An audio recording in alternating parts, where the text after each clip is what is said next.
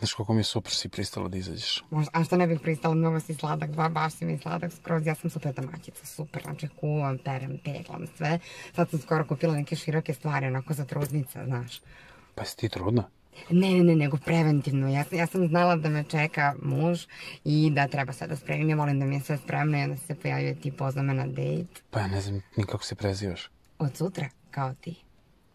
Ti si baš onako nešto misteriozno, a? Ne, ja sam samo normalna osoba. I da znaš da sam nevina. Čak imaš 30 godina. Naravno, sve u svoje vreme. Ja sam prvo završila fakultet, pa sam se zaposlila, pa sam onda sad napredovala. Sad mi je vreme za udaju. Pa znaš šta, ti si totalno suprotnost od mene, ja sam totalno neorganizovan i... Nema veze to uopšte, ja ne sam da propustim svoje vreme, ti si se tu našla, sad idemo zajedno kući kod mene, ajde. Što? Polazi.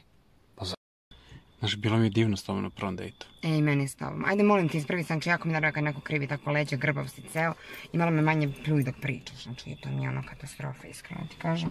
Ali, pa gde ja grešim? Sve kad malo bolje razmislim, uopšte nisam za brak i to.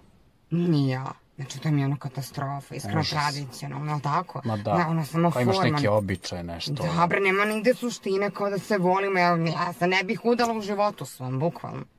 Ću sigurno biti baba devojka.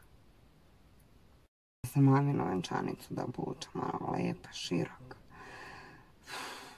Meni je jasno što ti hoće biti sa mnom, znači skroz mi je to jasno. Poznam Stonovu i to, ti si baš ono luzer u kraju. Koga poznaješ? Stonogu, misliš šta kad znaš ko je Stonoga, ono bukvalno balovi za njim, svi balove. Bojim što se njim nije frka, možda neka svadbica ako si za. Ja jesam, sam već ono dosta godina i to. Ko uopšte priča o braku ovde? Što ti nećeš brak, šta? Ne. Pa mislim, ono što meni si rekao da mu budu da nađem muža, mislim, tamo me čeka ono ludilo, aj poz. Znaš šta, ja sam mogla sam napisao da tražim devojku za brak.